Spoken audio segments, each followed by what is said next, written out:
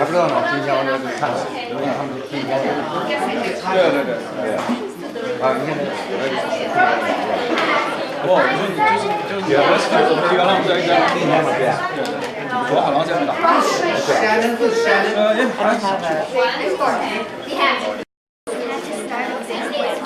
All right, good afternoon, fellow speech benders. Welcome to our Legend Speech Contest. Welcome, ladies and gentlemen. This is our second contest for this summer, and we have a lineup of an army of speech warriors for you today. Now, before we continue, I have a lot of helpers to make this contest happen. So I'd like to first introduce our chief judge and then our model speaker. Now, before we go there, let me just give you a little bit of background about this. Most of our kids, before taking the summer class, had never done any extensive public speaking. So a lot of parents came to me, they said, my daughter is very shy. My son does not have a great sense of humor. They don't talk to strangers.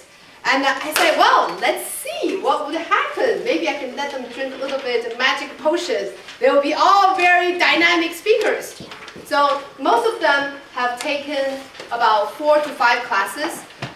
There are 7 of them have only taken 3 classes during the summer. But we want to showcase to you today how they become very dynamic and entertaining speakers today. Our speech today, contest today, is focusing on inspirational speech, humorous speech, as well as impromptu speech, meaning they have no preparation. They're going to come to the front, hear a question, and they give you a speech right here and then. So I'm very proud for all of the contestants, all the speech benders. And before we even start a contest, I want each one of you to know that regardless of the winning place you are in today, in my heart and in your parents' heart, you are #1. Okay? So big hands to our speech benders first.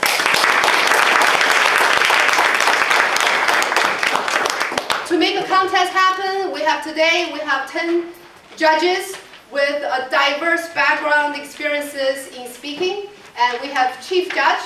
I would like to introduce our Chief Judge, Advanced Toastmaster Gold, Coach Mike. Big hand for Coach Mike.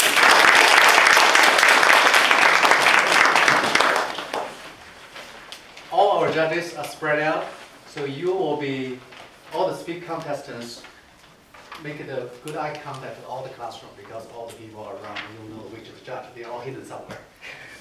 The judges will look at your confidence, voice projection, eye contact, body language, energy, content, dramatic effect, and your overall delivery effect. Through the Coach Alice speech program, I learned one thing. I really enjoy that. I wanted you to learn from her also. That is, this is your attitude. Rather than your aptitude, that raises your altitude. So you learn from Coach Alice, dream, passion, humor, keep a positive attitude. That will provide invaluable experience for a lifetime journey. So now give a round of hand to Coach Alice for a wonderful job. With that, I'll pass by to Coach Alice, Chief Contest Master. So let's start with the contest. All right, thank you. Thank you. I'd like to start our inspirational contest with a keynote speaker, a 3-minute keynote speaker, Mr. Heath Suddleson. I have known Mr. Suddleson for over 10 years through Toastmasters International. And it's a great treat today to have him. And also my greatest honor to have my dear friend Heath here today to speak to you. A little bit background about Mr. Suddleson. He is the past international director of Toastmaster International. If you don't know how big Toastmaster International is, it's about 13,450 clubs in 122 countries. And he was the international director for this wonderful organization. Also, he is a published author, a professional speaker, as well as the CEO of his own company, which is Executive Achievement. Mr. Suddleson has taught and trained and did professional speaking in 5 continents and in 2 different languages. So he has trained a lot of people in this world.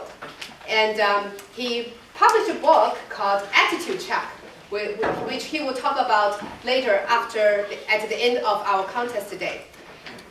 One thing about Mr. Suddleson, he does not really speak Chinese, but I figure we have enough Chinese here who can teach him some Chinese. So put a big hand together for Mr. Suddleson.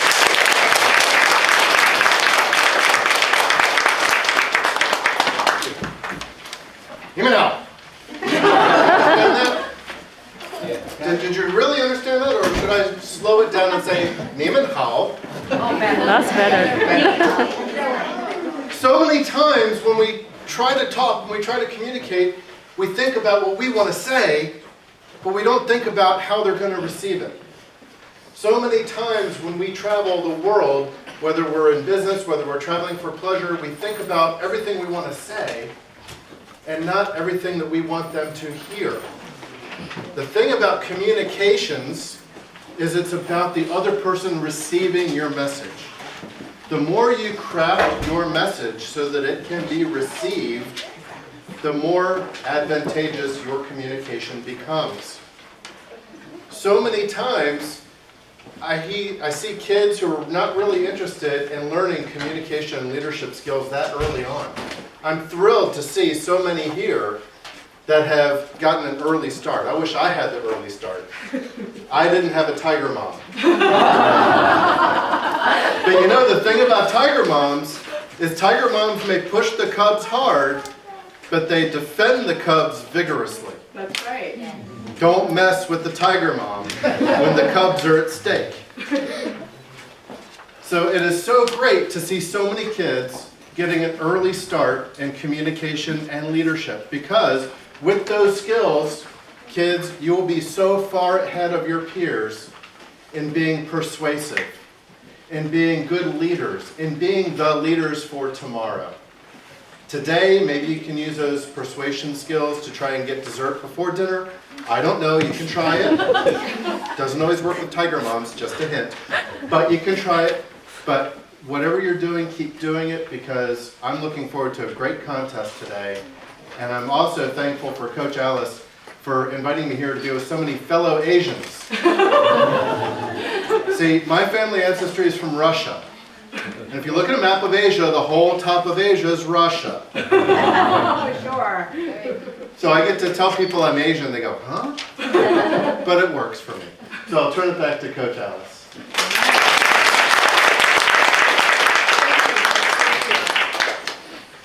All right. So the first section of our inspirational speech will be, the first contest will be inspirational speech. We have 4 contestants. A little bit of correction on your agenda. So judges, please mark your ballot for the speaking order. The first contestant will be Melina the Magnificent. And the second speaker is Sarah the Splendid. The third speaker is Vivian the Victorious. And the fourth speaker is Sylvia. Sylvia is moved from the humorous speech, Sylvia, S-Y-L-V-I-A, to inspirational speech. Sylvia the Sagacious. All right, are you ready for the contest? Yes. Yes. All right, show me some excitement. Are you ready for the contest? Yes. All right. Ladies and gentlemen, boys and girls, let's put our hands together for our very first bold speaker, Melina the Magnificent. All right, my dream and passion. Hello, everyone. Hello. Hi. My inspirational speech tells about what inspired me to get back on my feet when someone doubted me. This may guide you to pursue your dreams and live a happy life. My dream is to become a fashion designer with my best friend, Lucy.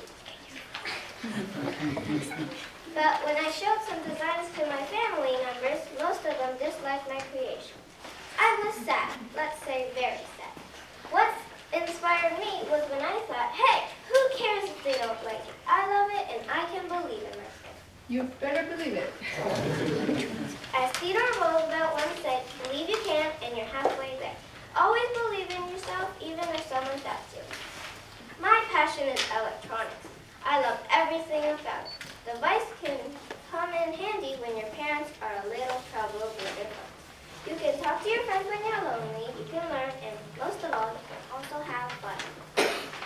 Mental toughness is something everyone should have. It gives the power, and you can ignore the fact that you just failed. Come on, the more you fail, the more you succeed. No one broke me down when practically everyone disliked my designs. I dreamed bigger and bigger and bigger until I was able to get back on my feet and believe in myself again. Walt Disney was a successful man, and as he said, if you can dream it, you can achieve it. Making something unique is different, and different is hard. That's why you keep trying, and you never give up. Sometimes, if you combine something different on a piece of clothing, you can always make it unique. Maybe the scarf thought, I'm unique just like everyone else. Even if you have lots of flaws or weaknesses, you can always trust yourself and believe in yourself. If I can make all my creations with the smart taste, color, and flavor, would it really blow up? Well, not really. That would make me unstoppable. How cool is that? You become what you believe, but Oprah Winfrey is one of the most inspirational quotes I've heard. So why not make it work? Now, if someone doubts you and you feel down, never be afraid to try again. Everything will come true if you just believe in yourself. Thank you.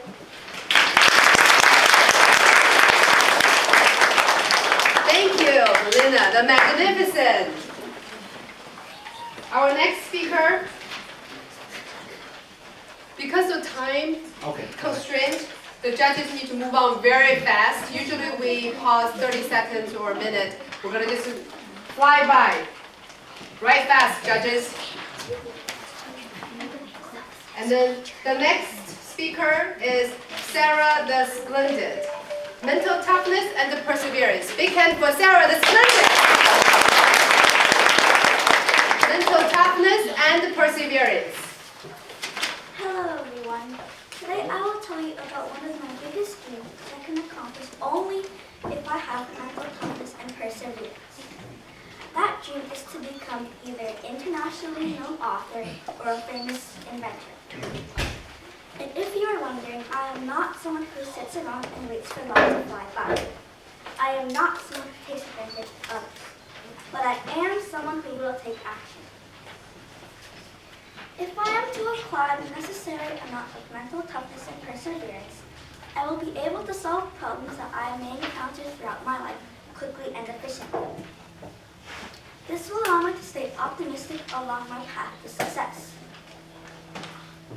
If someone criticizes my invention, I will do my best to improve it. Some people may just break down and cry if they give up on their biggest dreams. But will I do that? No. I will not let one person take me down. I remember when I was little, I wanted to be like everyone else. I wanted to be the perfect little girl that everyone liked. If people didn't like me, I would try my best to be nice to them, even if they reminded me of hairy dudes. Almost every girl in the class wanted to be a vet when they grew up. And personally, I wanted to make and sell little trinkets. But since I wanted to be normal, I told everyone I wanted to be a vet. Sure, I love pets, but I did not want to work with sick ones. When I turned 5, I realized that I didn't have to be like everyone else. And I realized that if I studied harder, I would be smarter. People would like me for that. After that, my biggest problem was not to get people to like me. If someone said something mean about me, I would try my best to prove them wrong. Everyone thought about the little things, but I was thinking big. Say that we travel way up into the future and that I'm an author. I have 2 choices after being criticized by a world-known book critic. 1, end my prospering career, or 2, using perseverance and mental toughness to write fantastic novels, one which makes said critic at loss for words. Well, which one would you pick? I, for one, would write a novel. I understand that nobody is perfect and that everybody makes mistakes. A quote by Dana Owens, otherwise known as Queen Latifah, promptly states, "I made decisions that I regret, and I took them as learning experiences. I'm human like anybody else." I completely agree with this quote. Every time I make a mistake, I try my best not to make it again. I may seem like an ordinary person, but inside my mind is churning, thinking of the future. People may judge me, but you don't have to believe them. Besides, Stephen Covey once said, "I am not a product of my circumstances. I am a product of my decisions." Thank you.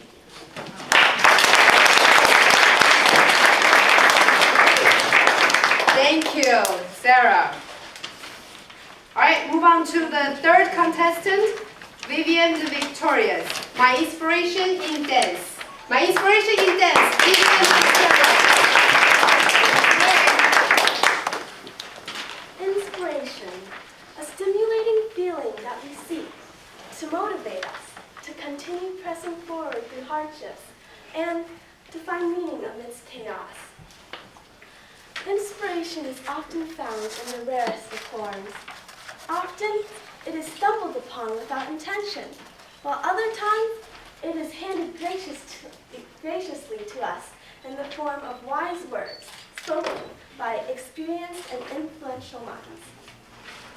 My inspiration was given to me in the form of dance. Imagine me, around this high, hair pulled tight into a bun, dressed in a light blue uniform and pink tights, walking through the doors of Classical Ballet Theater for the very first time. Just imagine for a second. Imagine how I felt. Scared, but excited. Nervous, but eager. I strapped on my tiny leather ballet shoes and stepped into the studio. Little did I know that from that moment on, I would never stop dancing. 3 years later, I joined yet another dance class, Chen Wei Na's dance studio. Truth be told, at first, it was torturous. Every Sunday morning, I had to painstakingly drag myself out of bed and to the studio. I was then faced with 3 hours of agony. Slowly, very slowly, I began to appreciate the way that we were pushed to our limits. Painful split work and back bends, repeating dances over and over, tirelessly trying to perfect the moves. To be honest, over the course of these years, I have wanted to quit multiple times. These times, I would be lying in bed, unable to sleep, thinking the problem over, when I remembered the feeling that I get, the rush of adrenaline when I'm on stage, how I can express myself through my body. Nothing else matters in the world when I'm on stage. I have seen many dancers' dreams been broken and shattered by obstacles they faced in their career. Yet, there are those who give it their all. Those who not only give it 100%, but 110. Those who push themselves so hard that they can barely tell from right to left. Whether it's segregation, disabilities, poverty, prejudice, age, or even injuries, they push through fallen tears, beads of sweat, and drops of blood, and years of toil until they reach their dreams. These people are my inspiration. No matter what your dream is, no matter how impossible it may seem, no matter what your circumstances are, you can always reach your goal. As Les Brown once said, shoot for the moon. Even if you miss, you'll land among the stars. After all, what's a life worth living if it's not following your dreams? Thank you.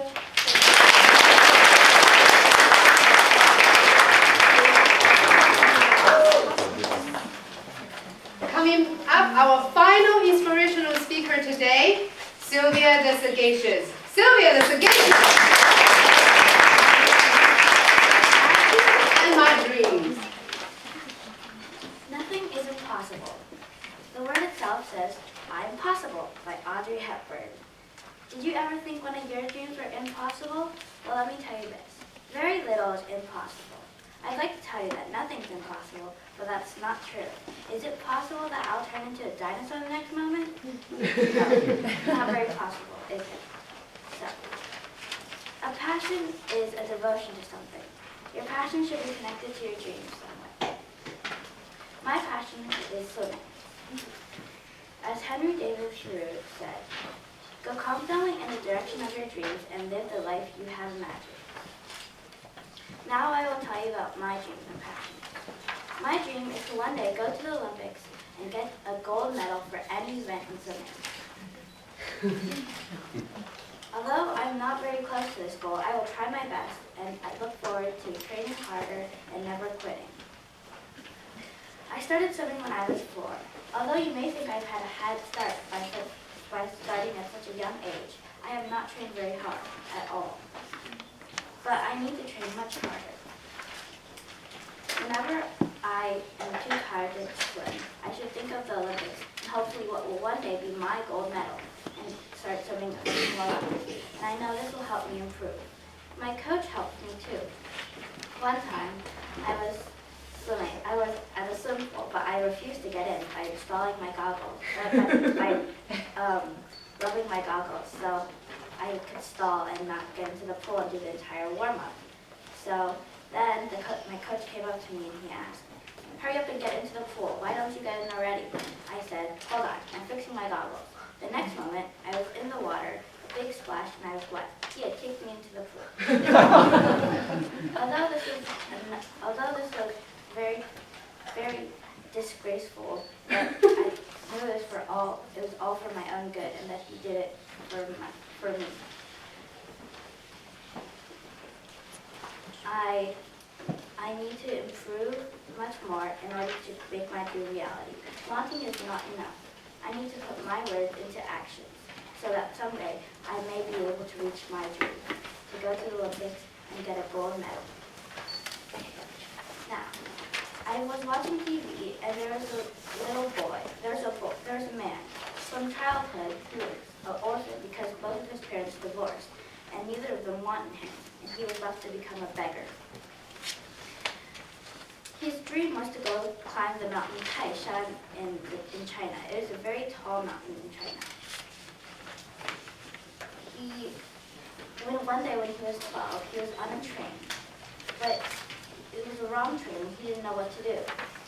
He was very scared, for he had never been on a wrong train before. He decided to jump out of the train. So while the train was moving, he jumped out of the train. 1, 2, 3, and he jumped. Somebody found him and took him to the hospital because he healed, but he still lost both of his legs. He now walked with only his arms, but he was still determined to try to climb the mountain nevertheless. So he arrived at the foot of the mountain. Already, people started discouraging him, saying that it was impossible for him to reach the top. Of course, he was determined to try, and he started on the path to the summit. Well, soon he was very tired, and a little while later he was exhausted, his hands full of blisters, his arms ached, and he was totally lost of hope. But still, he was determined to try, as an optimistic side of him overforced the pessimistic side. And it said, go on, only a little while left. You can do it, ignore them. And up and up and up he went. A little while later, or what seemed like a million years to him, probably, he was at the summit, 14, 15 hours later. He said it was the happiest day of his life, the most beautiful sight he ever saw, with the sun emerging from behind the mountain, bringing brilliant light and color to the whole sky and world. He felt refreshed with energy, with optimism, with happiness, with hope. And after that, he climbed the mountain 14 more times. And he reached his dream 14 times. I hope I do. I hope I reach my dream at least once. What can you do to accomplish your dream? Now, about me. I was once afraid to even stand up here, never mind make this speech. Now, with the help of Coach Alice, I can stand up here and make this speech. I need to improve much more because I need to speak confidently. But right now, I'm still very nervous. I will try my best to accomplish all my dreams, and hopefully one day you will too. What can you do to make your dreams happen? As Walt Disney said, if you can dream it, you can do it. Thank you.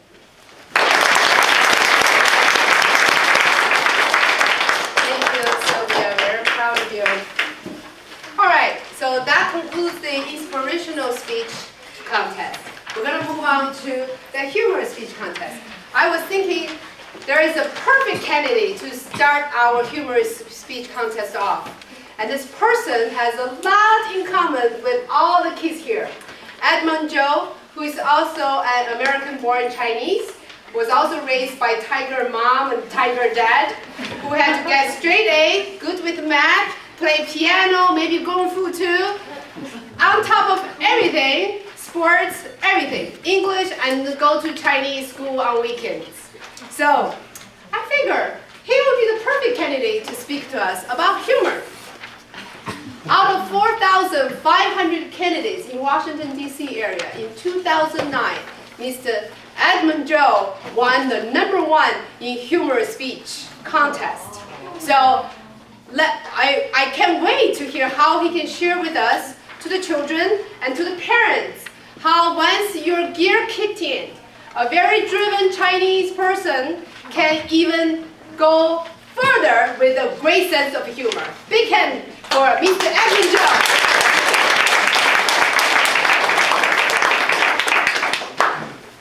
As Alice said, I do have a lot of things in common with the children.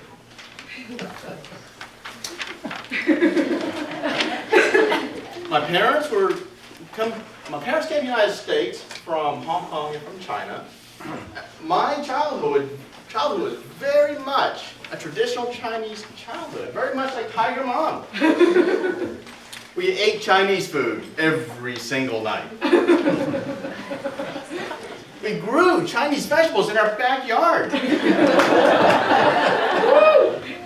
And my parents worked and owned a Chinese restaurant for over 35 years. Now, when I was going through school, I had no idea that my life was a typical Chinese student. I made straight A's. I was good in math. And I played violin. And I was very, very poor in sports.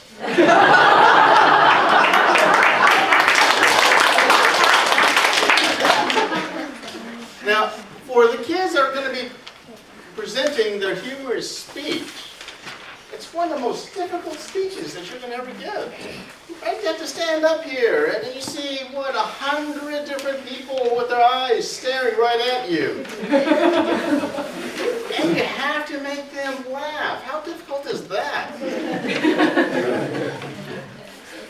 But as Heath and Alice said, one of the things that really is a great experience is actually coming up here and doing it. Because when you ask many Toastmasters now, when would they like to have joined Toastmasters? As Heath has said, boy, I wish that I would have started earlier. And for the kids, this is the perfect time. And for someone like Coach Alice and Coach Mike to offer something like this, I just wanted to say for your parents, to your parents, that this is a gift to all the kids. And for the kids when they're coming up here and give their speeches, relax, have fun, and tell your story. And for that, I'll give it back to Coach Alice.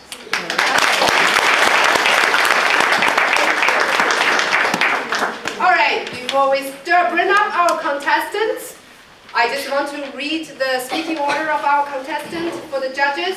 The first contestant is Julia the Judicious.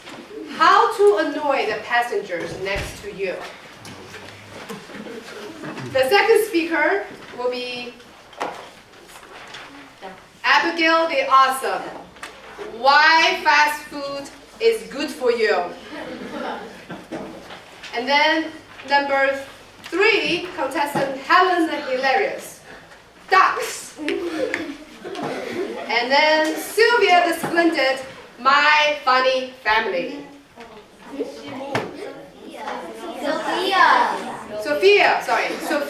Sophia the Splendid. That was supposed to be a joke. My funny family. And then number 5, Kathryn the Courageous. Annoying people on the internet. And number the over abbreviate. The title is changed to Annoying People on the Internet. And then our next speaker is Emily the Excellent. 10 ways to get people to like you. And next contestant, Morgan the Marvelous. The Adventure of Grandma Morgan.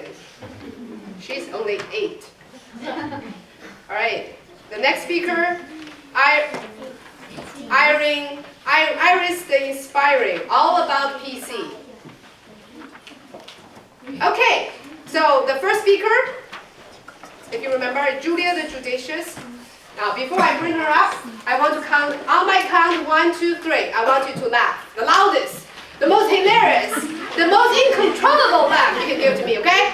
1, 2, 3.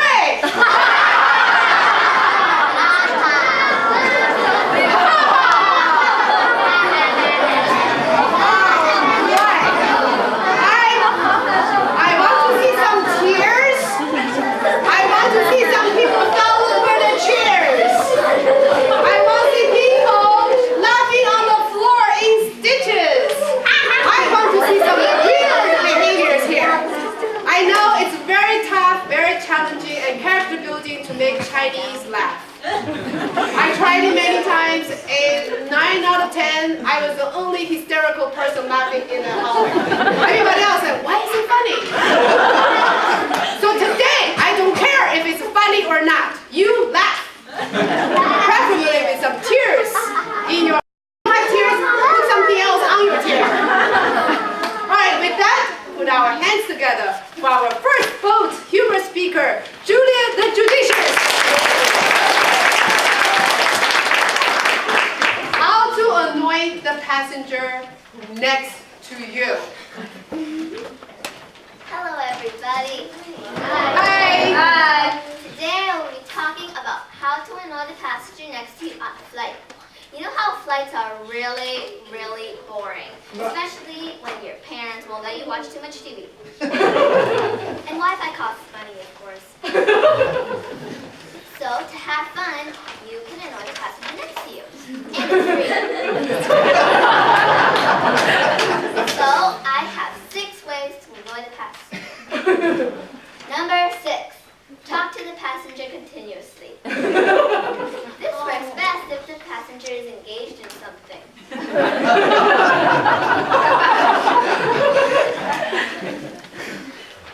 Hi, how are you? What's your name? Where are you from? What's that book you're reading? How to avoid strangers on an airplane. Cool. Who's that person you came with? Your son? No, that's my boyfriend.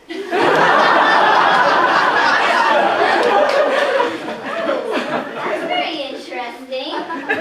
You look great for 35. I'm 20. Number 5, sleep on the passenger's shoulder. This works best if you drool or snore. Also, it's very convenient if you're sleepy and you want to take a nap.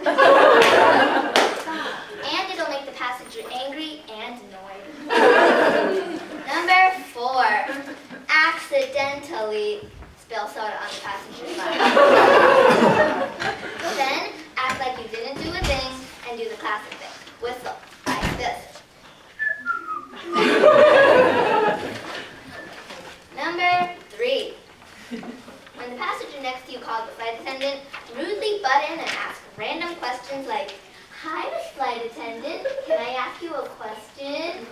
Have you read that book? Did you watch that movie that just released last weekend? What's your favorite color?" I would be annoyed if I was butted in when I was trying to get some of those yummy crackers. Number 2, wear really, really, really smelly shoes on the airplane. And then take them off as you take flight. Then prop your feet up on the chair in front of you. This will attract attention from all around you instead of just the person next to you. It's a big, fat bonus. Number 1, triple tongue on the airplane. Triple tonguing is a technique that my flute teacher taught me. It sounds like this. A friend of mine was on an international flight to China. A few hours after the plane took off, everyone was really tired. My friend started to triple tongue. 1 minute passed. 5 minutes passed. 15 minutes passed. Finally, the lady next to her who was trying to sleep stood up and yelled, "Shut up!" So, these are my 6 ways to annoy the passenger next to you. Talk continuously, sleep on the passenger's shoulder, spill soda on the passenger's lap, chat with the flight attendant when he or she is needed elsewhere, wear really smelly shoes, and triple tongue. If you have any questions, you can reach me at 1-800-ANNOY-YOU.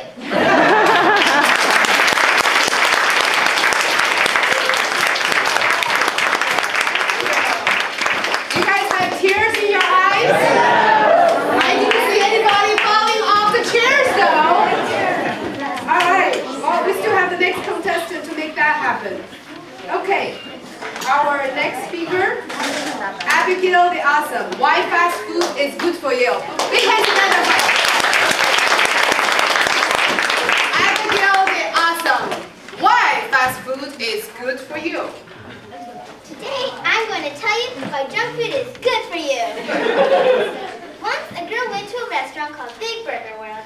She strolled over to the clerk and asked for a hamburger. He said, "A large or king size?" She replied by saying, "What's the difference between a large and king size?" The clerk said, "One causes stroke and the other heart attack." See, this proves my point. Look how powerful junk food is. One thing to say, a lot of people love junk food. My brother loves it. There's a problem with that though. If we're on a long road trip and we're looking for the closest place to eat, I'm pretty sure he'll chant, "McDonald's, McDonald's." You can make your friends or children happy by giving them candy or any type of dessert. That counts as junk food. And then they will be super happy and excited. Plus, junk food can make you hyper, so then you'll always be very happy and excited. Somewhat like caffeine, you won't be able to fall asleep in school. A lot of kids think that healthy isn't cool. This is another reason why junk food is good. If you bring veggies to a party instead of junk food, then that is like so not cool. If you do bring junk food instead of veggies, everybody will want to become your friend. You'll become popular and smart if you eat junk food, because referring to what I said before, sweet junk food will keep you awake, which will make you listen to the teacher with 10 times more attention. Plus, that means students will become super smart and go to the best schools and colleges ever! Wouldn't you like that for your children? Junk food could also make you grow fat, which makes children love you, or babies, and they will bounce on you. Think of all the fun of going on a human trampoline! A long time ago, if people were plump, this is just a nice way of saying if they were fat, then they would be rich and respected. This is good, because junk food makes you plump, which means that you probably would have to be respected by your peers. The only people who won't respect you are the toddlers, who haven't learned about plump people being wealthy. These are my reasons why junk food is good. Eat more, grow plump, and as my 4th grade teacher said, life's short, eat dessert first. Now that you know this,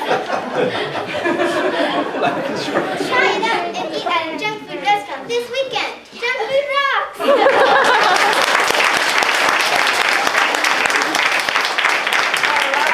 Thank you, Abigail, for inspiring us to eat more junk food and get plump. Okay, our next contestant is Helen the Hilarious.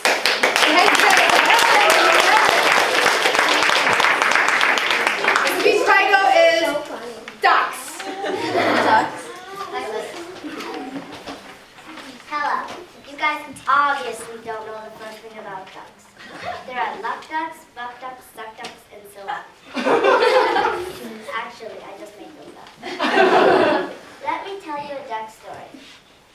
Once I saw a duck, but it was no ordinary duck, no. I sensed that it would be the duck that would destroy the world. Oh no! But as I watched, all the duck did was cross the road.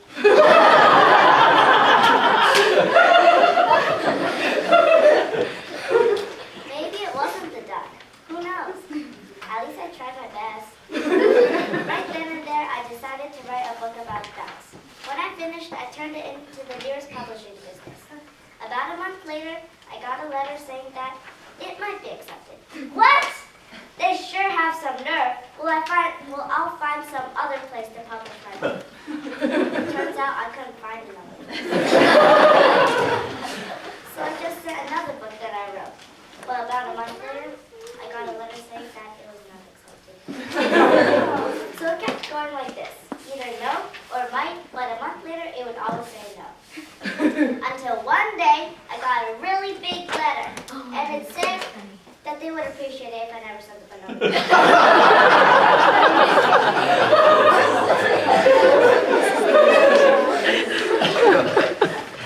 They are so rude. Well, I guess I did send them 2,789 books, but still. So I decided that I would go to them myself and have a little talk. The talk didn't go so good. It went something like this. Hi, my name is Helen and I would like to talk to the publisher.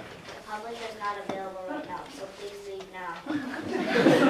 I know, nice talk, but at least I tried. So when is the publisher available? I asked, but all the person did was ignore me. I guess I am known as the person that sent 2,789 books. After that, I decided to learn more about ducks because then my duck books would have more knowledge about ducks. After reading every duck book that I could find, I sent another 122 books that I wrote to the publisher. Then I got an even bigger letter from the one before. 5 minutes after I sent the last book, I sent them all together. The letter said that they would that they would call the police if they ever What kind of policeman would arrest a person for writing books? Seriously. And for once in the story, I was right. So I decided to write one more book. And it was the only book that was published from my 2,412 books that I sent to the publisher. You also just finished the 3,000 actually. The 3,412 book that I wrote. So the lesson that I have learned from the ducks is that I am a duck. A determined, unstoppable, committed kid. And I never give up, so you shouldn't either. So come on, let's be ducks. Determined, unstoppable, committed kid. Thank you.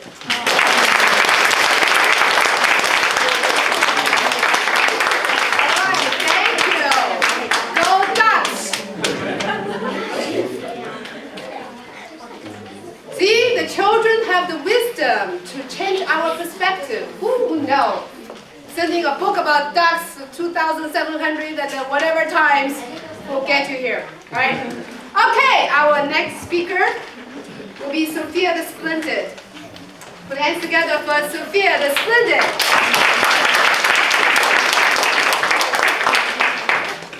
Her speech title is My Funny Family. Hi. There is a lot going on my family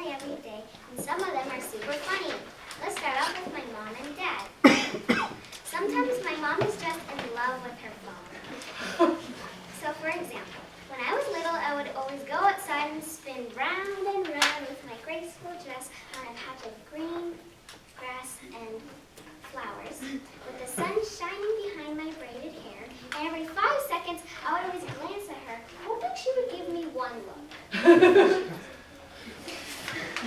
There was also one time when I was shouting, "Mom, look at me, Mom." I mean, I see her acknowledging me, but her eyes are literally glued on the phone. So I really want to say to her, "Really, Mom? Do you really love the phone better than your awesome child?"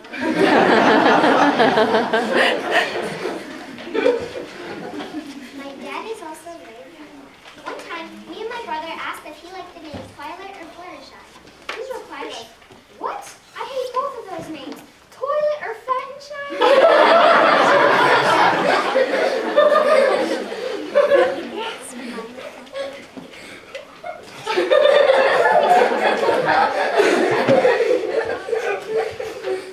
There's also my brother.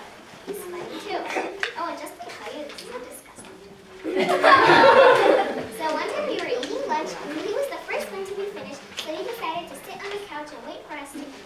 Soon he got kind of bored and started singing a song. Then in the middle of the song, he paused a long moment. Suddenly he stood up and rushed to the bathroom. While I was eating, I heard him say, "Oh, it's a long one."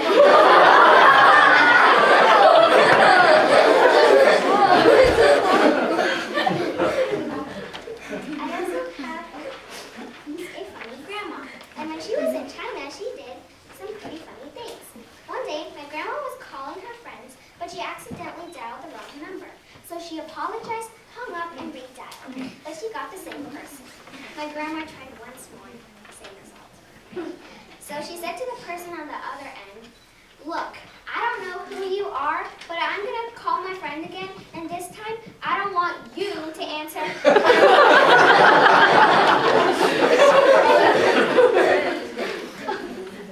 So those were some of the things my family members did that I personally think was funny.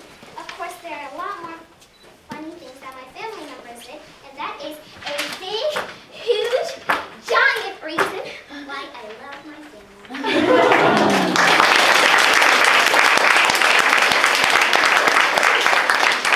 Thank you, Sophia. I wish I could jump. No, I'm not going to break my nose.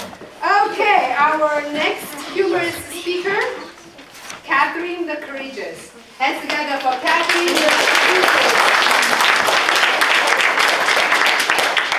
Speech title, Annoying People on the Internet.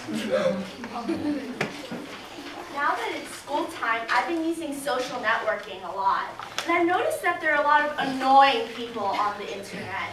These range from the over-abbreviation people to the show-off people. Number one, the over-abbreviation person.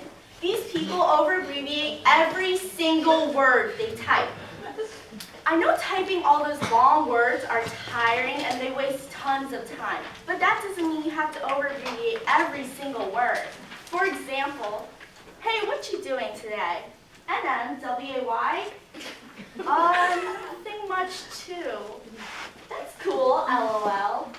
Isn't that even funny? I'm K, LOL. Can you sort of stop with the abbreviations? No, MYOB, Shift L, Shift O, Shift L, Shift O. What type of energy drinks are you drinking? Number two, the show-off people. These people take pictures of themselves and then write a comment showing off how beautiful they are. For example, they take a picture of themselves and say something like, "People say I look like Justin Bieber, but whatever." Number three, the negative people. These people are so negative that they have to take it out on other people. For example, "I just lost 10 pounds. I'm so excited I reached my goal this year." Then why do you look exactly the same? My bachelor's degree. I'm so excited to get my master's. Getting your bachelor's degree isn't even hard, and everybody already has their master's, even their PhDs. Or, "I just went to Japan and I donated $1,000 to charity, and I went to China and saved 100 pandas. So now you're going to care about pandas? What about the red monkeys from Australia?" Number four, the food obsessed.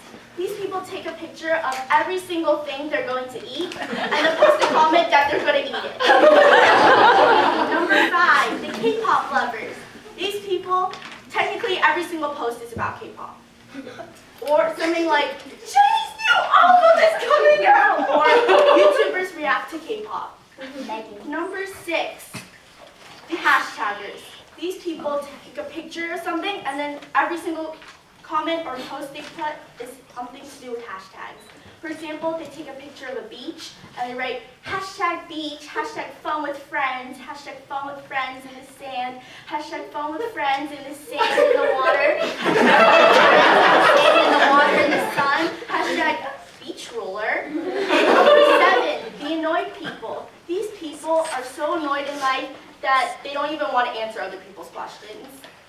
For example, they say something like, my parents hate me, they kicked me out of their house. And they reply like, why? And they go like, I don't really want to talk about it. These are just a few annoying things people do on the internet. I know I do some of these things, but I know when to stop and when it's over extreme. Now you know not to do any of these things. Thanks and LOL.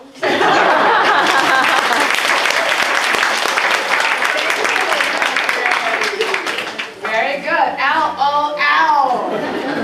All right, we have another humorous speaker, Emily the Excellent. Event for Emily the Excellent. 10 ways to make people like you. Hi everyone. Hi. So I'm guessing all of you have met at least one person who you tried to befriend only to have them completely shun you. You can always follow the more conventional method of asking them what they like and sending them gifts, but that takes forever.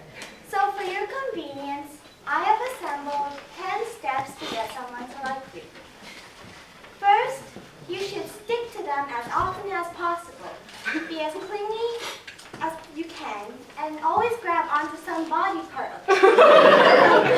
It doesn't matter if it's their arm, leg, even their hair. Maybe you can even super glue yourself. Second, you can stalk them to get to know them better. Third, every time you meet them, recite facts about them at the top of your head. This will result with them knowing how much time and effort you have put into stalking them. They'll start to feel special because you've spent so much time just trying to get to know them better. Number 4, you should send auras of hate towards anyone else who dares approach them. Then they'll have no choice but to like you. You're the only one around. Number 5, from all the stalking you've done, you know their favorite color, so paint their house that color. They'll love it because it's their favorite color. Number 6, you should also know their favorite meal by now. Buy them this meal for breakfast, lunch, and dinner. They obviously won't get tired of it because it's their favorite meal, right? Number 7, by now you should know every single article of clothing that they own. Throw out your old clothes and buy the same exact that they have. Number 8, based on your skillful espionage, you should know which outfits they're going to wear each day. Now, dress accordingly so you guys can match every day. This will result in an increased level of closeness, and then people looking at you will think, oh, those two are so cute. Matching. Okay, number 9. You should hack into their social media.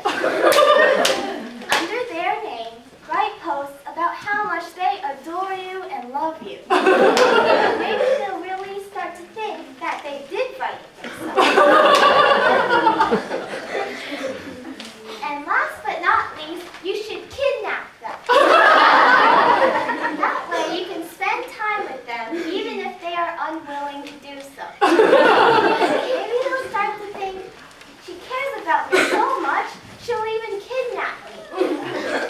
So remember these 10 easy steps to getting someone to like you. This has a 99.999% success rate, so it's pretty much guaranteed. But if it doesn't work.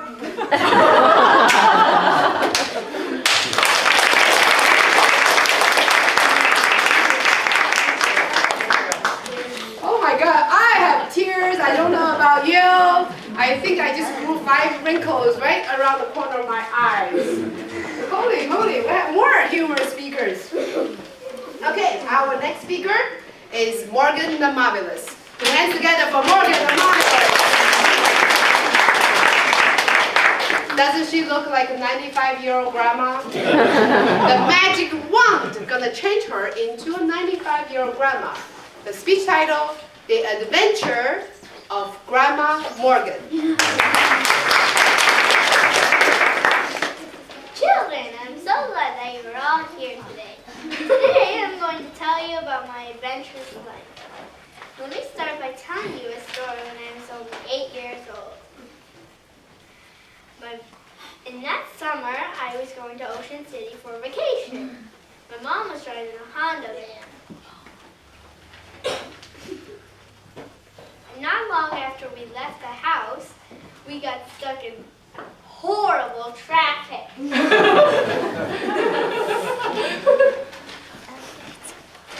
After 12 hours, we only drove. It was so bad that after 12 hours, we only went 12 miles. So we decided to go back home before anybody's bladder exploded.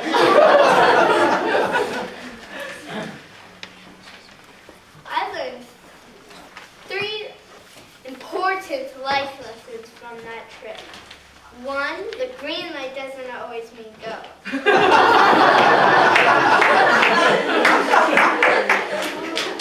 I saw the green light go green 100 times and we did not move an inch. Number 2, everybody curses in traffic. Including parents.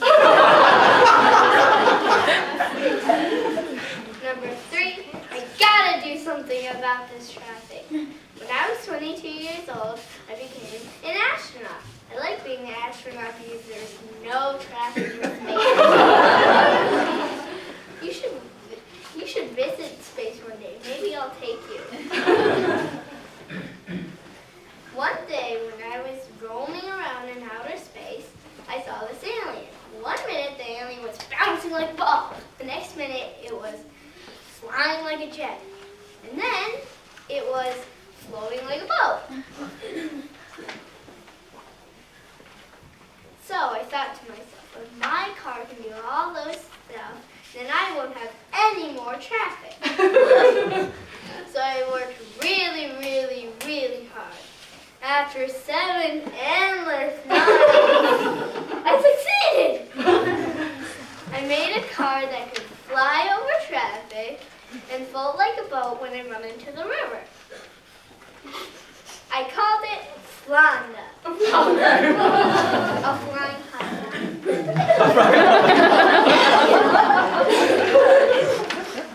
And I flew back to Earth in my Honda, Flanda, as I was zooming closer, closer, and closer. Guess what's the first thing I saw? What? Traffic.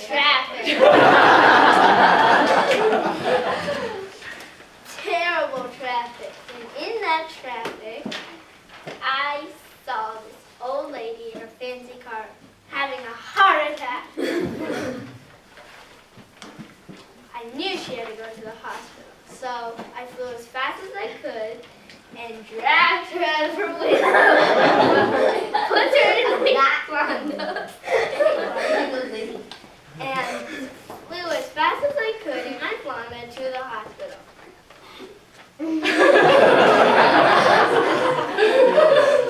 I got there just in time. When she woke up, she opened her eyes and grabbed my hand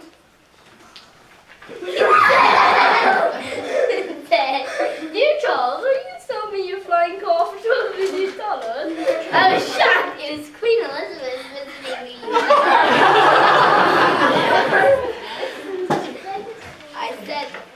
I said to her,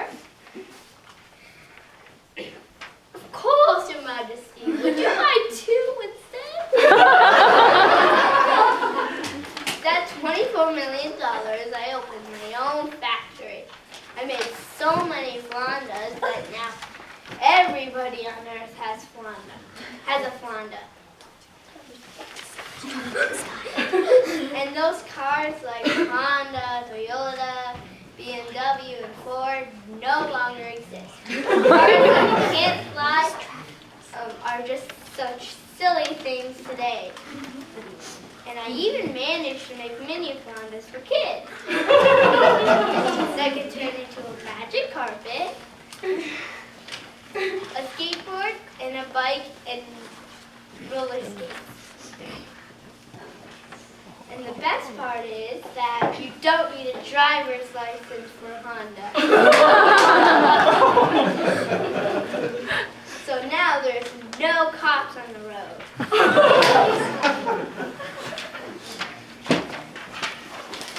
And that is my adventurous life. That is your grandma's adventurous life. If you can learn one thing, that is, from your grandmother's life, is think big, dream bigger.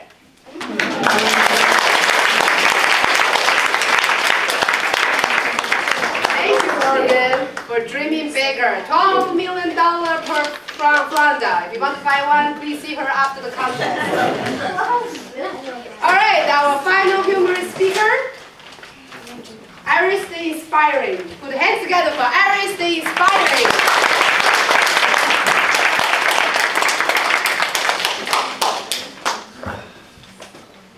All about PC. All about PC, Iris the Inspiring. Okay, does anyone here know what PC is? It's politically correct saying. So no one in the world is fat anymore. We're all just horizontally expanded. No one farts anymore. We all just expel alternative gases. You know on Halloween or at a funeral, you look into the coffin or something and you see a corpse, right? They're not called corpses, they're called permanently static post-human masses. In every classroom, there's one or two ignorant people. They're not ignorant, they're just knowledge-based non-possessors. Is anyone here a vegetarian? Really? Well, have fun eating your seared, mutilated animal flesh. Okay, so you're driving along the road, and then you hear a squish, then a crack. Roadkill, nuclearly compressed, maladapted life forms. And frog is deemed, well, insulting. So now they're just amphibian Americans, just like all of us. Okay, I have a cousin named Bob. He's a helicopter driver. He was flying over to California, and around halfway there, or what seemed like halfway, his helicopter's GPS broke and it was too foggy to see. He approached a tall building. He searched through his helicopter and found a piece of paper and wrote down, "Where am I?" People inside the building scrambled to find a piece of paper and wrote back, "You are in a helicopter." Cousin Bob immediately knew that this was the Microsoft book, giving you technically correct but useless answers.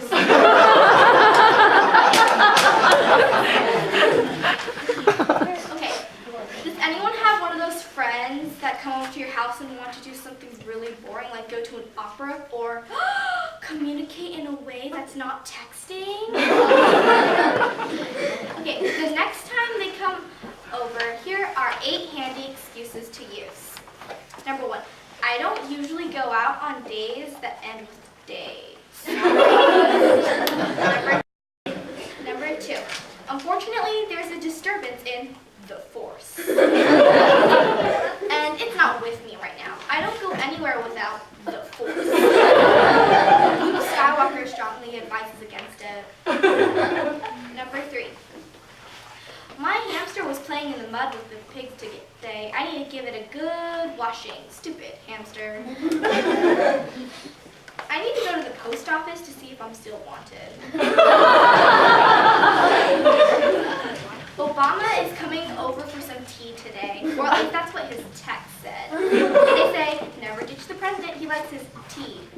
I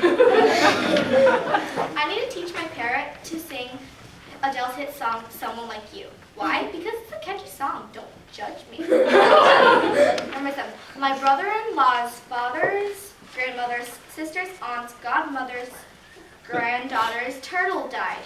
And before you ask, yes, it was a tragic death. I simply cannot go into the details. And last but not least, I need to spend some serious time worrying about an excuse as to why I don't want to do anything tonight. Let's wrap up with some more PC. The other day, I read a news article that astronauts were deeming the phrase dwarf planet insulting to dwarf planets. The new candidates for the new names are smaller solar system bodies, little planets, equatorially challenged planets, and spatially minimized planets. Some future inhabitants will feel mentally traumatized as a result. Now, I'm not saying goodbye, I'm formally leaving. Thank you. All right, thank you. All the judges are completing and finishing your ballots. And we're going to move on to our final part of the contest, which is impromptu speech. Okay, so the contestants I'm calling, please step forward. And Carol the Courageous will escort you out of the room because you will not. Oh, let me give the speaking order first. The first contestant is Kevin the Courageous. The second is Elizabeth the Elegant. The third is Adam the Awesome. That's okay. You're the third. Because I said so. And then number 4th is Richard the Reputable. And the final contestant is Michele the Marvelous. So please all step forward. Everybody except Kevin, please. Carol the Courageous will escort all the contestants out of the room. So make sure they don't put their ears leaning on the door to hear the topic. So Kevin can stay in. So we'll have 4. This is only 1 minute speech.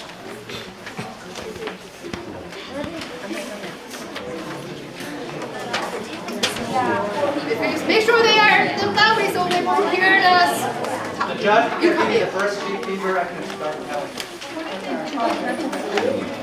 And then I think Annie and Yanni, you are the ballot counter. So you help them collecting, the judges can put their hands up. And then you can give to Coach Mike. Carol, make sure none of the ears was on the door, okay? Open the door, all right, we'll collect all the ballots. There should be 10 ballots. Once the judges are done, just lift them up.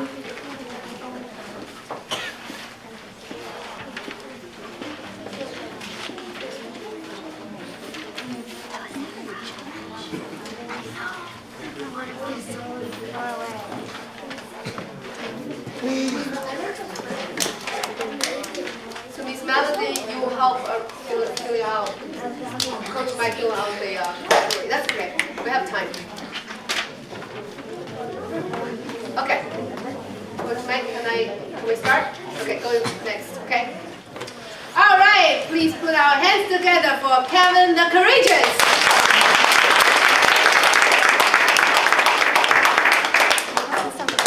All right, Kevin.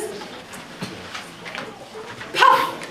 The guinea popped out of the bottle and will grant you 3 wishes. What your 3 wishes are and why? Hands together for Kevin the Courageous.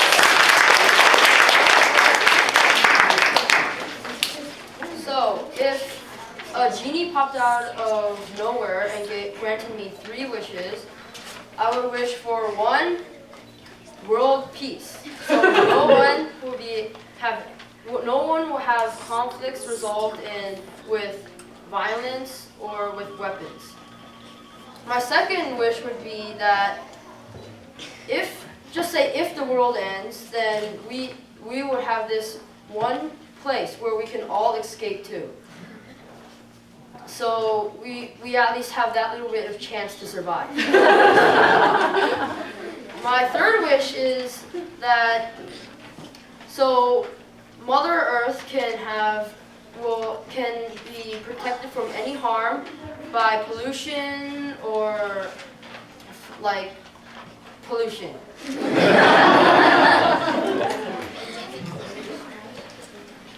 See, I go to FLL, First Lego League. It's a robotics competition. And for my research project, I went to USGS. And they said that the only place where we can live, like, that we can sustain life is on Earth. So, because if Earth is destroyed by ourselves, then it would be very sad because this is our only home. Thank you.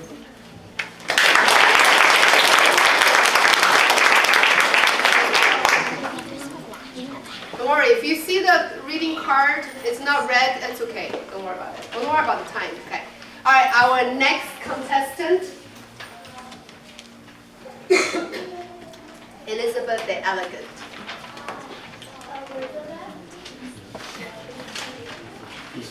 All right, big hand for Elizabeth the Elegant. The genie came out of the bottle. Will grant you 3 wishes. What your 3 wishes will be and why? Elizabeth the Elegant.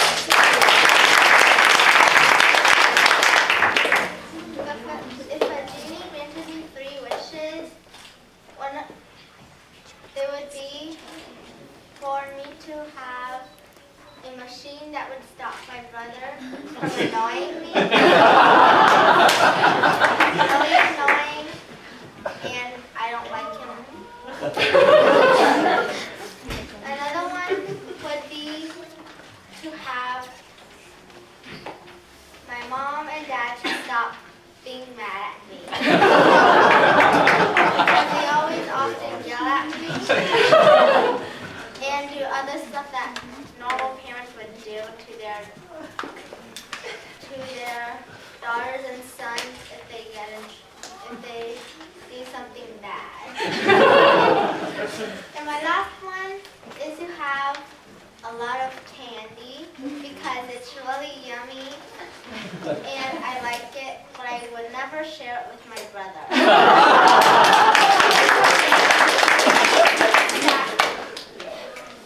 I would wish for, if a genie came to me, is to have my brother to stop annoying me, have my parents not to get mad at me, and to have lots of candy.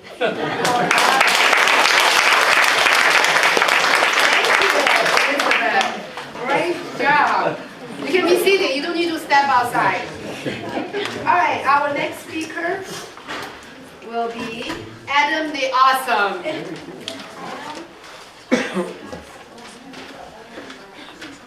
All right, put hands together for Adam the Awesome. Okay. Puff, the genie came out of the bottle and will grant you 3 wishes. What your 3 wishes will be and why? Adam the Awesome. If a genie granted me 3 wishes, I'd wish for 1,000,000 more wishes. Because everybody knows wishes cannot last that long.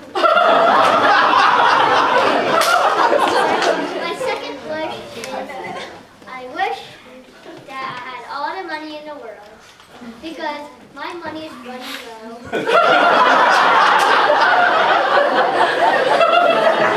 Too bad poor people gonna beg and they get some free money. That's called stealing. My third wish is to have all the different types of food that I like. Because parents sometimes say that you cannot have that food tonight. Bummer. Anyways, those foods may be really tasty, but they may be really unhealthy. In that healthy place, you should add some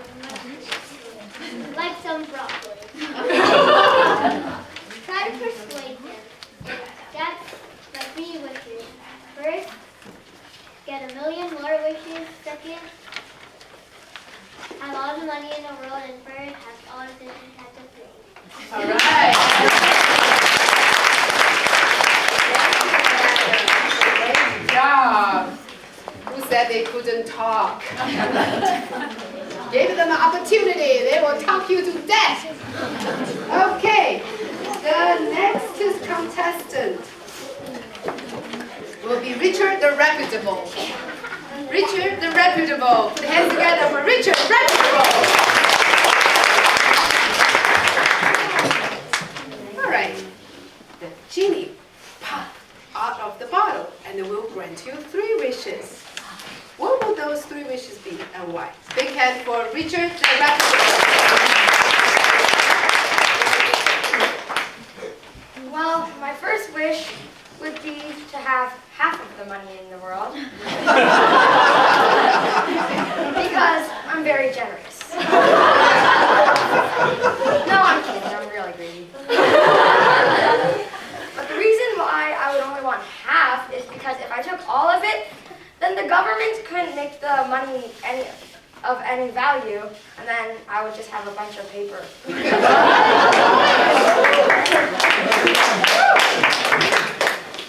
And with half of the money in the world, I would probably build a spaceship, a tower, give a bunch to the poor and homeless, and with the spaceship, I would go to Mars. Just because I felt like it. And with a homeless shelter, or giving money to the homeless, that's because I feel like it. And with the second wish, I would wish for my sister to stop being annoying.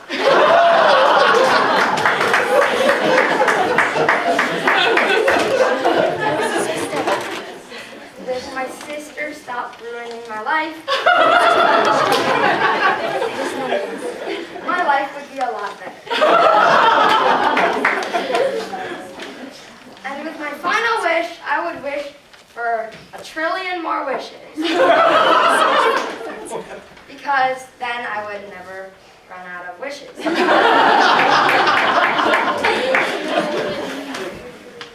And if a genie popped out of a lamp and granted me 3 wishes, I would wish for 1 trillion wishes, half of the money up in the world, and for my sister to stop annoying me.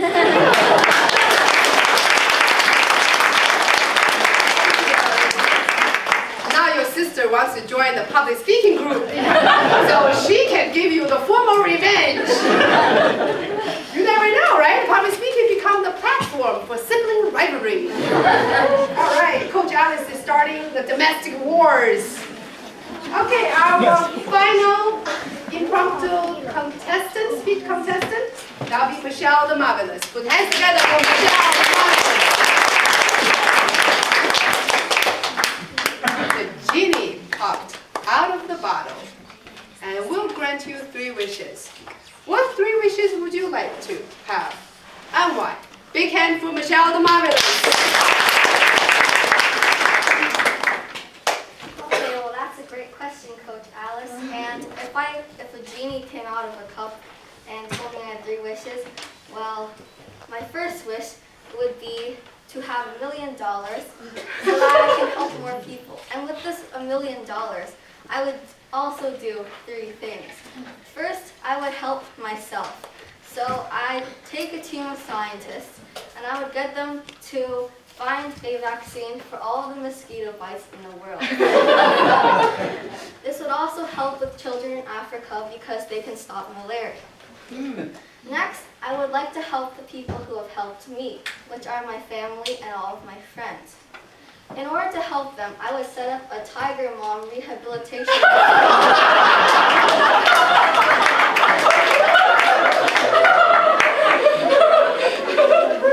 I would use this facility to develop well-rounded Asian children. And lastly, I would help all the homeless animals who have been discarded by their owners, because I feel bad for them. And my second wish would be to have the superpower to give anybody else in the world a superpower. Because it wouldn't really be fair if I had something special and no one else did. My third wish would be to have wishes at any time I wanted them. And I would accomplish more things. I would strive to help other people, but I would also strive to make the world a better place. So that's all I have to say. So 1, get $1 million. 2 is like, sorry. I need a moment to think. So 1, I want to be able to get $1 million and Tiger Mom Rehabilitation Facility and all those other things I mentioned earlier. 2, I want to be able to have a superpower to give anyone else in the world a superpower. And 3, any wishes at any time I want them. So that's all. Thank you. Thank you, Michele. Wow, that's a tough competition. I'm glad I'm not the judge. So one last round of applause for all our wonderful contestants. The judges are collecting the ballots. Yanni and Annie are helping collecting all the ballots. I'm going to invite all the contestants back to the front, and we will have the final question for you. All of you, please stand up and line up here. Okay. I just here to watch. Here, I'll do it. All right. So, 1 month ago, these were supposed to be shy kids. 1 month later, they are stand-up comedians. So, ladies and gentlemen, put our hands together for your very excellent children.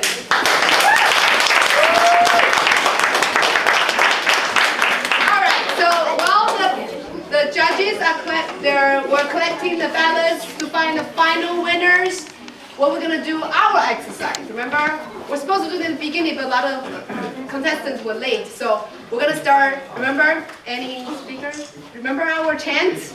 Our team chants? Right? Any leaders? Any, right? The first one is speak, second read, and lead. And then we're going to let the quickly lecture, right? Okay. All right. Any speakers in the house? We shall speak. We shall speak. And hand. Any leaders in the house? We shall lead. We shall lead. Any super team in the house? We create legends. Let legends soar. Any legend in the house? We are the leaders changing the world. We are the future presidents. And then 1, 2, 3. We're going to introduce you one more time so the judges can relate, okay? So, welcome. I am your impact coach, Alice. I am Sylvia the Sagacious. Step 1 foot. I'm Kathryn the Courageous. I am Michele the Marvelous. I'm Emily the Excellent. I'm Vivian the Victorious. I'm Sarah the Splendid. I'm Helen the Hilarious. I'm Sylvia the Judicious. I'm Melina the Magnificent. I'm Abigail the Awesome. I'm Morgan the Marvelous. I'm Sophia the Splendid. I'm Richard the Reputable. I'm Adam the Awesome. I'm Kevin the Courageous. I'm Iris the Inspiring. I'm Elizabeth the Elegant. So 1, 2, 3, up. 1, 2, 3. We will rock you. All right.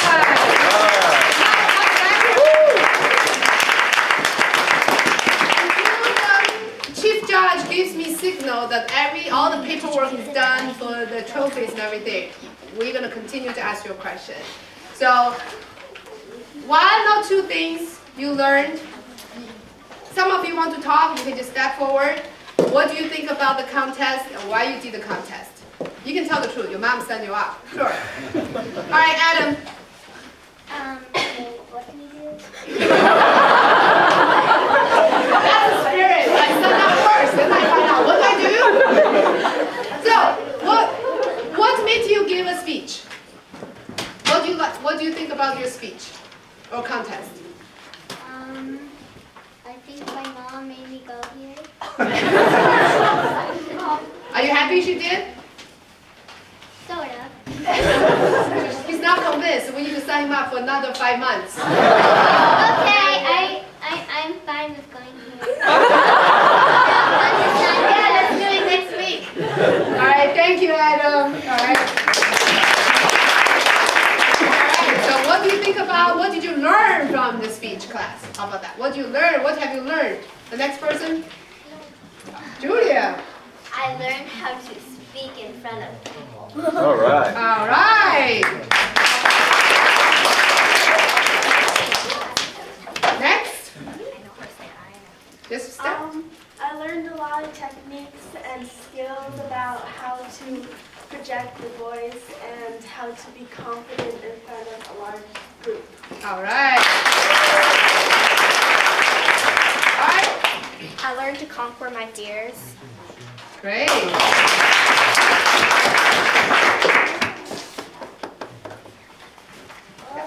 I learned not to make weird positions like crossing your legs. Great. I learned how to think on my feet, and I learned about tiger moths. I learned to have lots of eye contact and speaking with other people. Great. I learned not to be shy. I learned that you don't always stare at your paper when you're speaking, and you don't fish it around. I learned to not put the paper in your face. I learned that making mistakes is okay. I learned that speaking wasn't impossible. I learned that you have to connect with the audience or else nobody will like you. Did everybody speak? Morgan? Okay, Elizabeth. What have you learned, Elizabeth? I learned a lot of things. Very good. I learned not to sway on my feet. Do not swing on your feet. Okay, great. I learned to take eye contact with your audience. All right, great. All right, thank you. Thank you. One more big round for our wonderful contestant, Vivian. I also learned to follow your dreams. All right. Ladies and gentlemen, please be seated.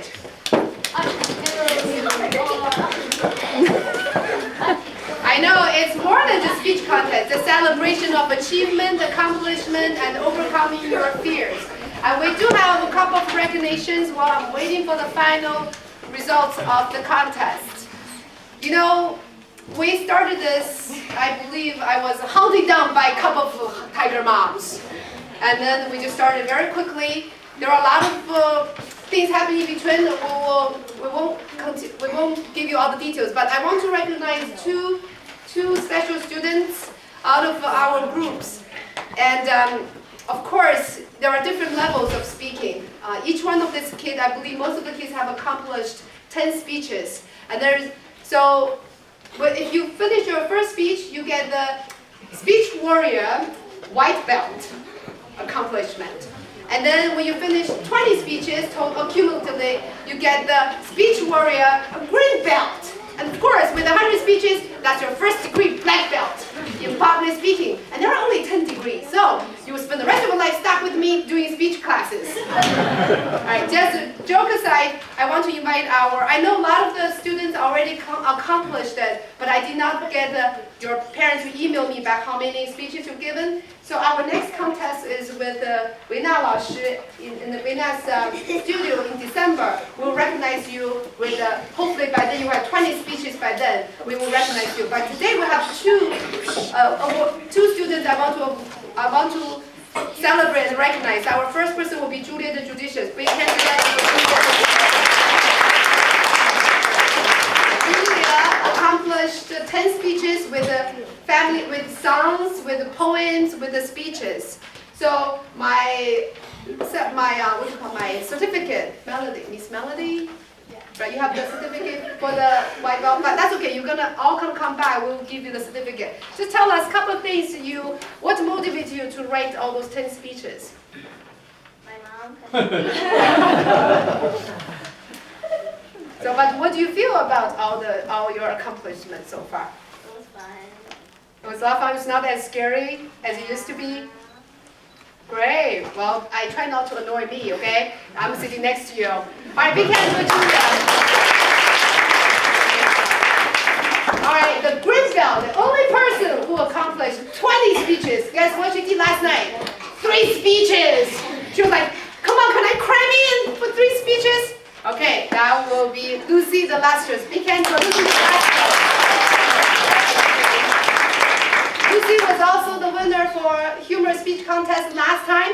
So tell us what you've learned, the benefits of public speaking, and everything that you learned. So go ahead. Well, one thing that I learned is that to always have eye contact with your audience and be confident when you go on stage. And don't like mess around with your clothes or anything like that. And I also learned that if you invite your friends over to watch you, they make weird faces at you. And I learned that making speeches isn't always that boring because sometimes you do it with your friends, like I did with Kelly 5 times ago. And yeah, that's about it. All right. Certificate, okay, once we have the final count. Now, we also have the panel of 10 judges today from all walks of life. We have published authors like Mr. Suddleson. We also have another published author, Miss Toni, who is also a general manager at the Swim Kit. We have entrepreneurs like Susan and Steve. Wave your hands. And we also have Vivian, who left early, who is also a woman owning her own business. Paulette, teaching in DC. And Jenny, I only met her, this is second time. She got roped in to be the judge, just because we have a great platform. My chiropractor person recommended her, I met her. She used to teach public speaking at a private school. And we have my friend Tracy got roped in the last minute to be the judge. And anybody I missed. And of course, our distinguished Toastmaster, Mr. Edmund Joe, and our Chief Judge, Advanced Toastmaster Mike, Coach Mike, wave your hand. Oh, he's busy with and then Paulette, wave your hand from DC. And out of all these people, inspiration, I want to tell you one person who inspires me the most every single day. This man, do you think I'm pretty inspirational? Yeah? Right? I can bribe you to say that. And I have your children. But this person, his inspiration level, I have to add 10 zeros after him with 1. 10 zeros. I don't know what that number is. 10 million, a billion, 10 billion times more inspirational than I am. This is my dear friend, Clarence McGillen. Big hand for Clarence.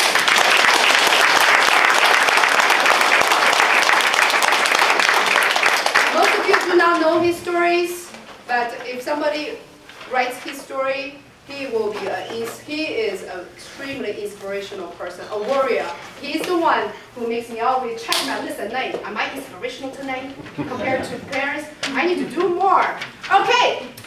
All right, and then it looks like our judges, our chief judge is still working. I want to invite one more minute. I want to invite my dear friend, Miss Toni, to just make her comments about our contest. Big hand for Miss Toni.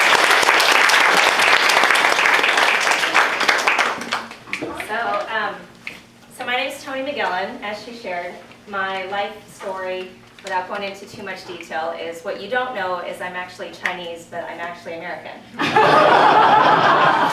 I didn't know I had so many family that was part of the Chinese culture.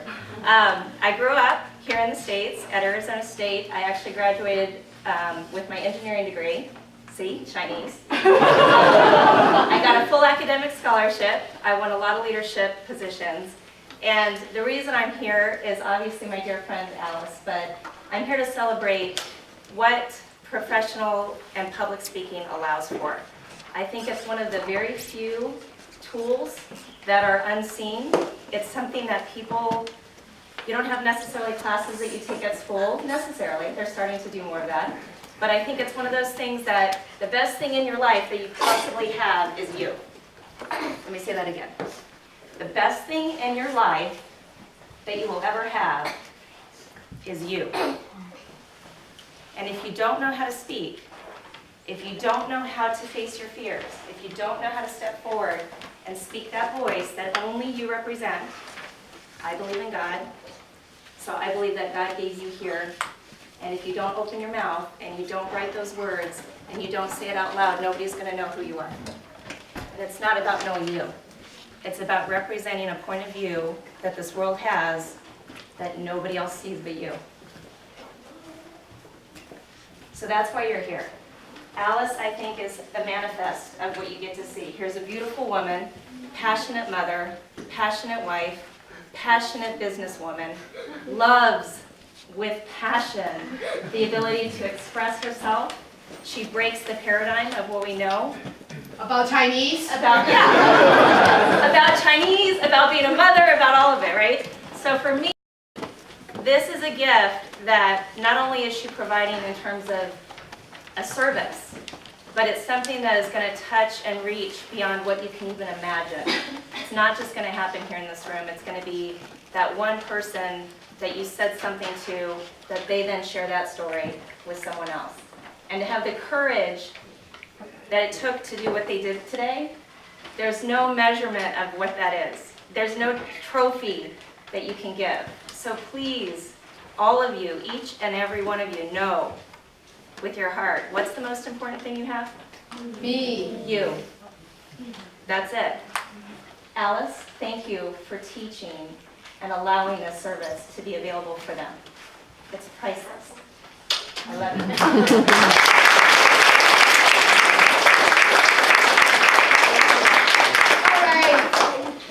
So that's the power of public speaking. I just told her literally 2 minutes ago, you're gonna speak. So if you're hanging around me, you're always gonna give a speech, whether you're ready or not. So just get ready. Oh, I just roped my other best friend, Susan, said, hey, you're gonna be the next one to speak? She said, really? I said, yes, you're speaking. All right, put hands together for Susan.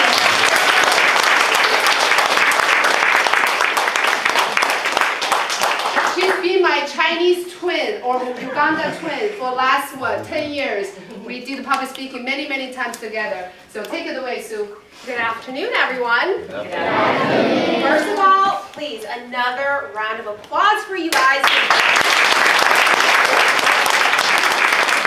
Morgan, I thought you were hilarious. I hate traffic, too. And that's right, when Alice said Susan, I was like, man, I thought I had a break today. You know, I'm not going to break with this woman. But yes, Alice is my Chinese twin. As you can see, I am also Asian. We share eye makeup secrets, you know. And yeah, we're just trying to figure out how to open them when we smile, right? But first of all, Alice and I met in Toastmasters as well. And there's a lot of Toastmasters in this room.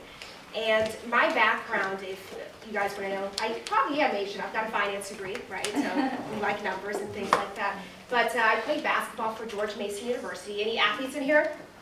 Yeah? What's up? I heard somebody say that Asians weren't athletes. Ditch that out the window. Yeah, right?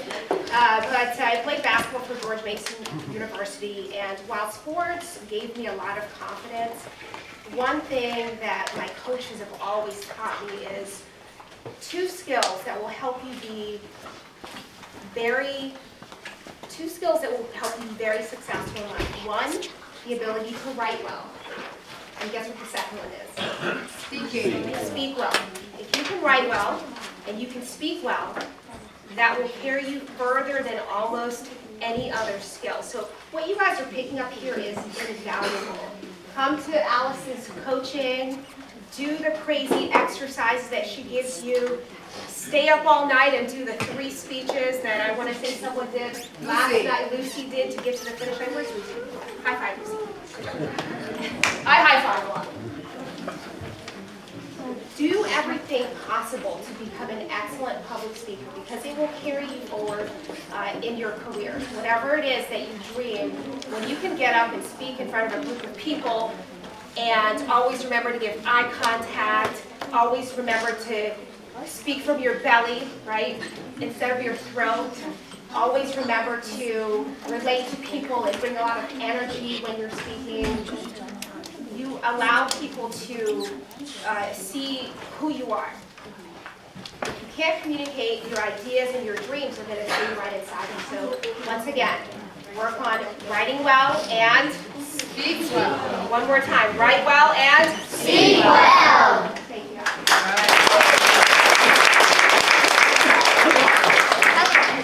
All right, so do we have our final counts yet? And I also want to recognize the parents, the volunteers to make all this happen. That will be, please bring up, let's see, Sherry Lin, Yin Yan, and Melody, please come up to the front. Melody,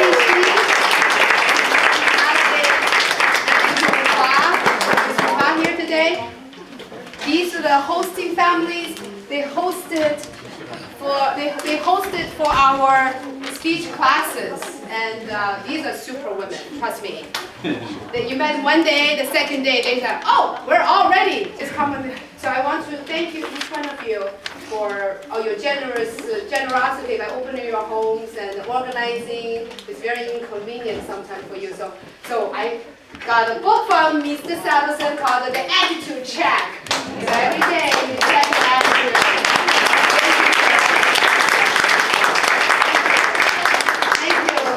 Thank you, dear.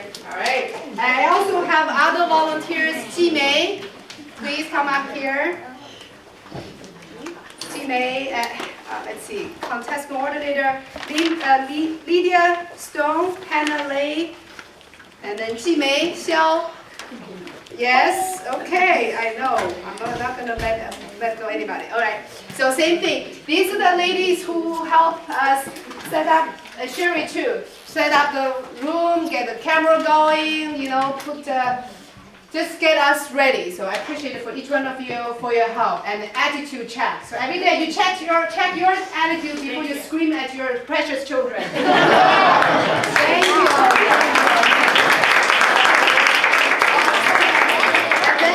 I'd like to thank our chief judge, Coach Mike. All right, Coach Mike.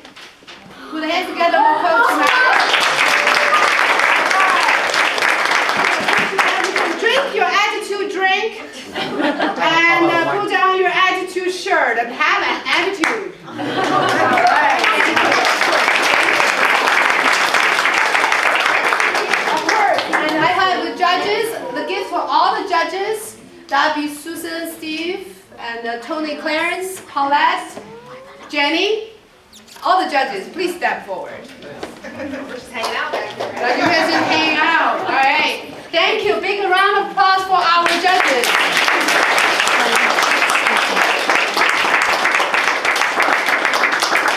I'm sure it's a lot of work to judge. It's tough to judge today. So thank you so much, Tricia, for helping out, and Edmund, thank you, Toni. So, all right, for both of you. All right, Jenny. Attitude check. All right, Sue and Steve.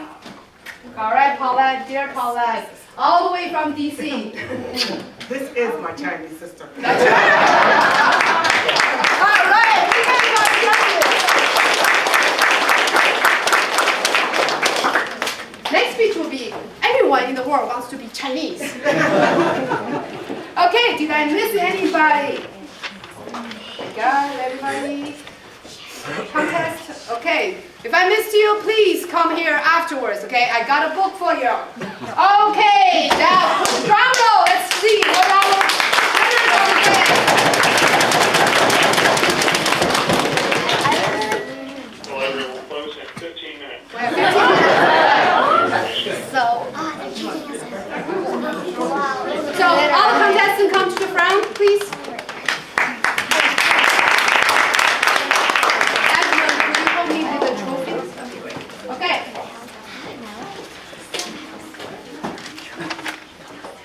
Today, this is what? This is Tiger Mom and Baby Father. Step forward so we can get the trophy. Recreations. We have such a good time. I have a suggestion for the parents, volunteering parents. Next time, bring extra bottle of tissue. I run out of tissue today. All right, without further ado, I'm going to start with our inspirational speech result. The third place winner is Melina the Magnificent.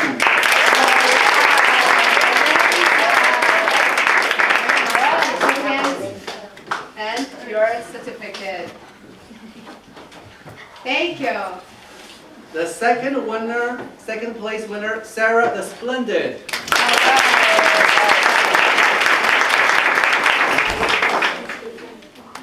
Right, Sarah.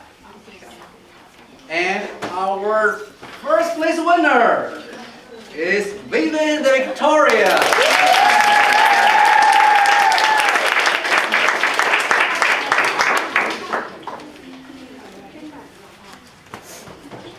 Now is a humorous speech. Really test my accounting knowledge because it's so tight. Now we have two third place winners. Iris the Inspiring. All right.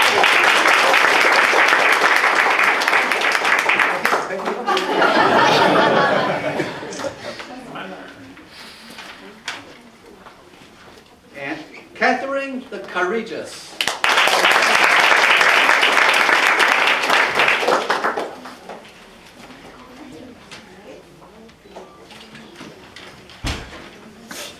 For humorous speech, the second place, Abigail the Awesome.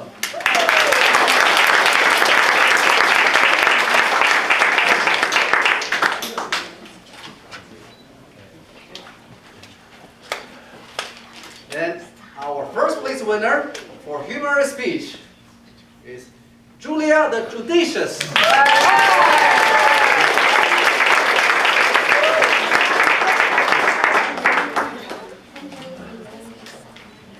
Move on to table topics. This is the funniest part I ever heard. Better than our area contest a couple weeks now. The third place winner is Michele the Marvelous.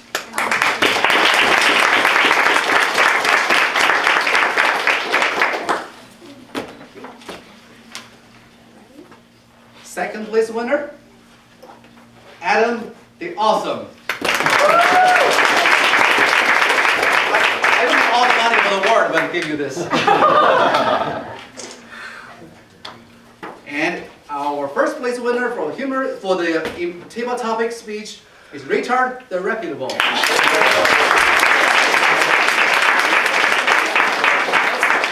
And then the yellow belt, for Lucy.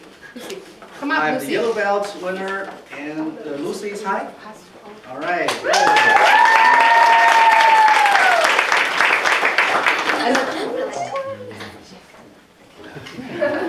And then we're gonna present all the trophies to all the winners who really step up and overcome the fear in speaking. One more belt. I don't know which color.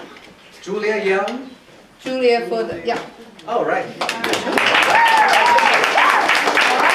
And Elizabeth for participating, doing a great job. Kevin, Sophia, Morgan, Sylvia, and Emily. Great job. Big round of applause. And please be seated. Helen. Yes, Helen. Sorry. All right, Helen, where are you hiding? All right, and Gus. Great job. Thank you, guys.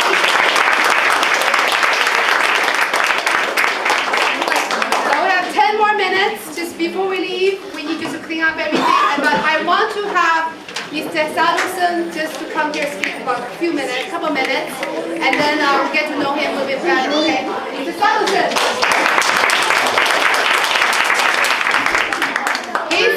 He's the one gonna take us to international competition. Shay, Alice. What a great contest. We had actually 3 fantastic contests. One of the things I want you to come away with from this is the table topics especially. How many of those were similar answers but told different ways?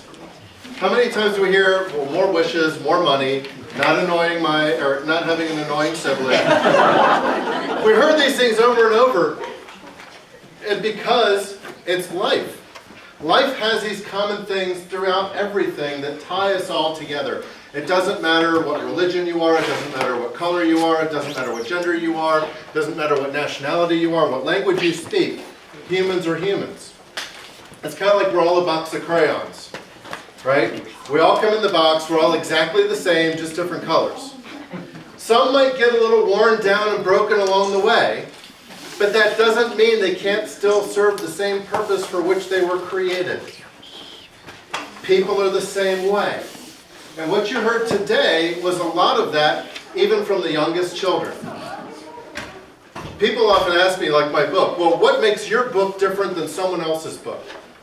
Well, a lot of it is, as Toni pointed out, the stories.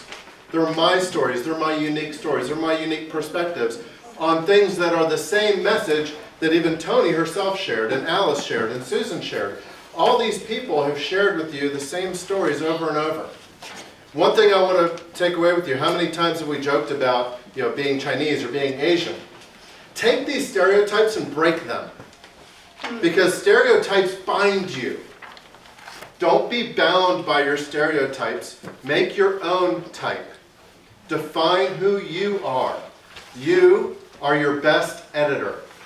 I heard a lot of kids talk today about writing, about wanting to be a writer. Let me tell you, the first thing you want to do, start blogging. How many of you have your own blog? Now here's why I tell you start blogging. Forrest has one. Start blogging because it will get you used to writing. If you don't want to put it out there for the world to read yet, fine, don't. But write the blogs. Start writing your stories. And when you're ready to put things out there for other people to see, put them out there. When you're ready to write a book, you'll find if you've been blogging and journaling for a long time, you've already got a lot of material that you can now put together a book. And a book about you and your own unique story. Because all of us have them. All of us have our own unique story. All of us have something that makes us special. All of us have something that makes us powerful. All of us have a message that others not only want to hear, but need to hear. So for you, the question is, what are you going to put into it to make sure that your message is heard? And it is all about communication, because if you can't raise your voice for yourself, you'll never be able to help someone else. You've got to be independent before you can take care of others.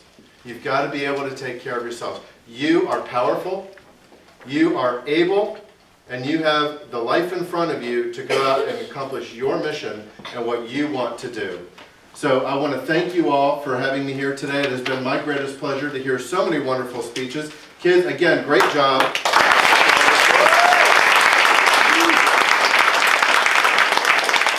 And I want to thank Alice for inviting me out here today, and I will turn it back over to Alice. All right.